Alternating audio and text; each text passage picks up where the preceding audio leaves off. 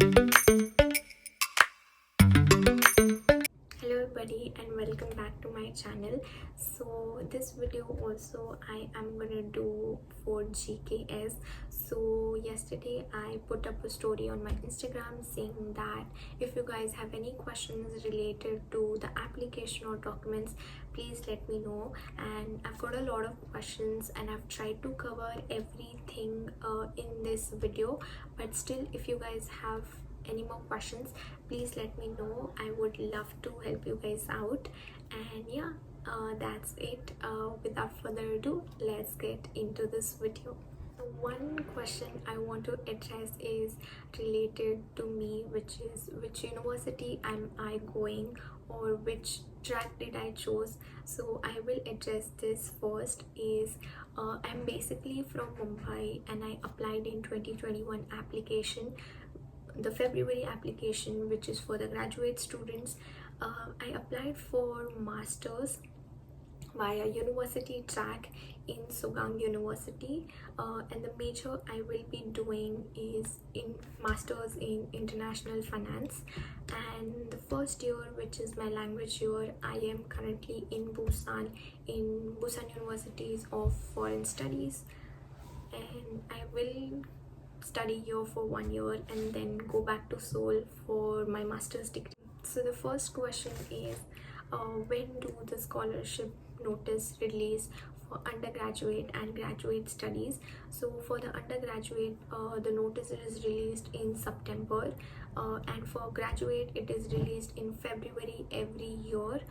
For 2021 undergraduate notice, scholarship is already released, so you can check the Study in Korea website. I will leave the Study in Korea website down below, so you can go check the application if you guys want to apply in the undergraduate scholarship. So the next question is, how many candidates are selected in undergraduate?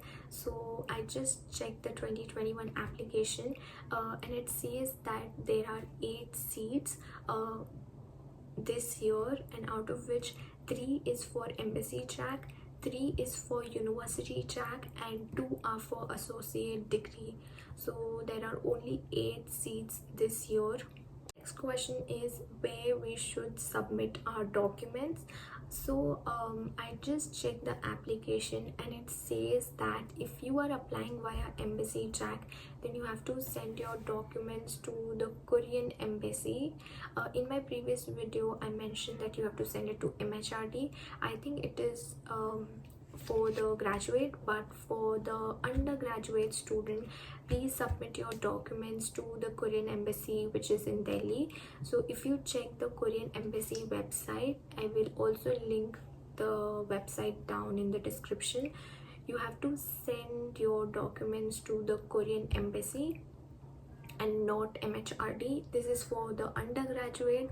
For the graduate, you will still have to look at the application, but for undergraduate, please send your documents to Korean embassy, which is in New Delhi.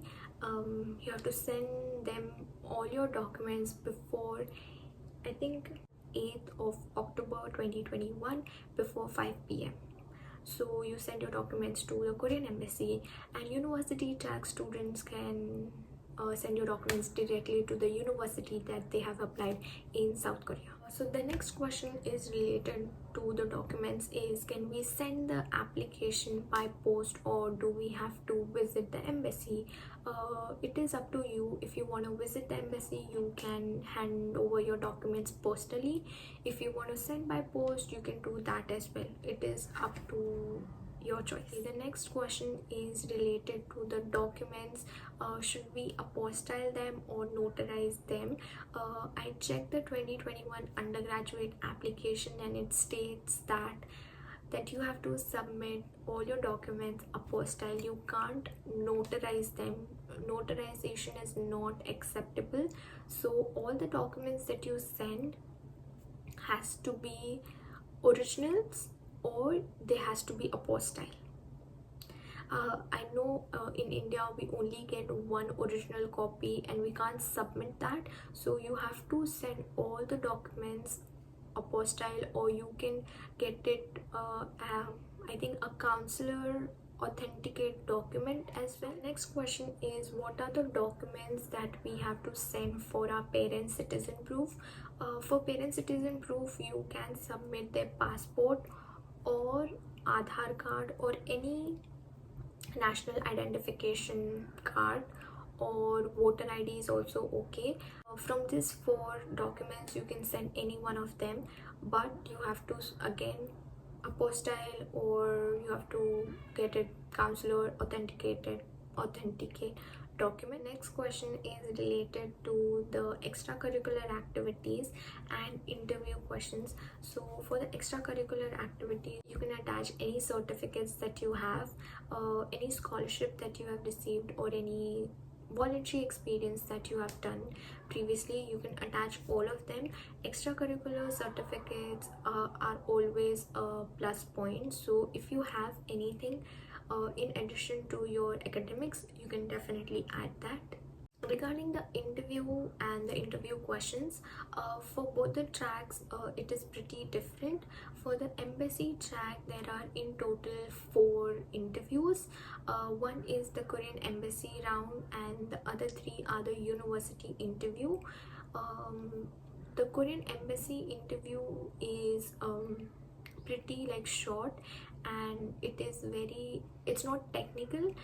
They will ask you basic questions as why Korea, why did you choose this major, then your future plans, regarding your SOP and personal statement. They'll ask you few questions, but still they will ask you technical questions, so be prepared with all the technical questions related to your major that you have applied. And then there will be 3 different university interview. Some universities take interviews, some might not take an interview, and the interview will be either in Zoom, a phone call, it could be an email interview as well, or sometimes they don't take interview. So anything is possible in the university interview. So you have to prepare for it as well. Whereas for the university track, it is just one single interview to the university that you applied. So basically, the department that you applied, from that one professor will take your interview. Again, it can be a phone interview, email interview, or a Zoom interview. It could be anything. So you have to prepare for that as well. But university interview is more technical. They will ask you more questions based on your major, and less questions on why Korea, why this major. That questions are a bit less in university track, and technical questions are more in university. Next question is how we should convert our GPA or CGPA to 4 scale, 5 scale. So as per my knowledge, most of the Indian universities have a 10 pointer scale. So if you have a 10 pointer scale, then there is no need to convert your GPA. Keep it as it is. It is not a requirement that you change it to a 4 or a 4.5 scale. It is not at all necessary, but still, if you want to change it, then you can use some app, or some website, like a conversion website. um, in my case, I use Colero, but you have to first convert them by yourself, and you have to take your university or your college stamp and sign on it. You have to get it printed on university's letterhead, get it signed and stamped by your university, stating that the conversion that you have done is true, and you are not giving any false information just to show your CGPA more. So there's one more question that I get a lot, is that what if my scores are not above 80 or 80%? 80% in this scholarship is a minimum criteria. If you don't have, there's one more criteria, that if you are in the top 20% of your class, you can show a letter from your university or college stating that that you are in the top 20% of the class and you have secured this much, and you have to get it signed and stamped by your university. So this will also work if you don't have 80% or above. The next question is regarding the SOP and the personal statement. So if you check the 2021 application, they have given a few points on the personal statement that you have to write, and they've clearly mentioned that these 6 points needs to be included in your essay. So you have to write your whole essay on those 6 points. But still, if you want to add more, you can definitely add apart from those 6 points, but you please make sure that you add those 6 points in your personal statement. And regarding the SOP, again in the SOP they have given 3 paragraph, which is like 3 parts, which is your language study, your study plan, and your future plan. So you have to write according to that. The next is again related to SOP. The question is, if we are applying via embassy track, then do we have to make 3 separate SOP as per 3 separate universities? No, it is not required. You can just make one single SOP for all the 3 universities. It is absolutely okay. So the next question is how we should translate our documents and where we should do it. So there's this thing that if your documents are not in English or Korean, documents include everything: your birth certificates, your passport, your extracurricular activities. Any documents that is not in either Korean or English, you need to translate them first. You can get it done by any translator, but you have to get their stamp on the certificate that you translated, and then you have to apostille them. The next question is the most asked question to me is, what if we don't get transcripts and we just have mark sheets?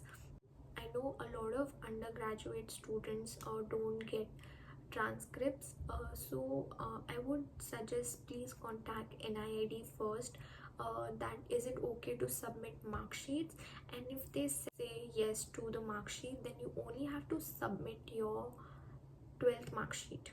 10th mark sheet is not at all necessary. You just have to submit your 12th mark sheet. So the next question is, can we apply to individual scholarship apart from GKS? Yes, you can definitely apply to university scholarship as well. They also have a lot of scholarships, so you can definitely give it a try. The next question is LOR. Again, this is the most frequently asked question, is how we should prepare our LOR. Okay, so this year, as per 2021 undergraduate application, they only require one professor LOR. 2 LORs are not required. Make sure there's only one LOR required. It could be from any professor or your departmental head. The embassy track, you have to get 1 original LOR and 3 photocopies, and tell your professor to put all the 4 letters in separate envelopes, and they have to sign at the back of the flip. It's really necessary to sign at the back, or else you will get disqualified. For the university tag, it is just 1 LOR. No need to make any photocopies. Just send the original ones to the universities directly. So the next question is, for MBA, does IELTS and topic necessary? None of the language test is compulsory. If you have, it is always an advantage, but if you don't have, it's not at all necessary. But if you are going for an English course, like where the medium of your major is in English, IELTS, TOEFL will always be a plus point. The topic is not at all necessary. Anyways, you will have to do 1 year of topic before your major. So if you don't have, it's absolutely okay. And yeah, that's it for this video. I hope you guys like it, and if I have missed out on anything, please let me know in the comment section. I would love to help you guys out, and yeah, see you next time. Till then, bye bye.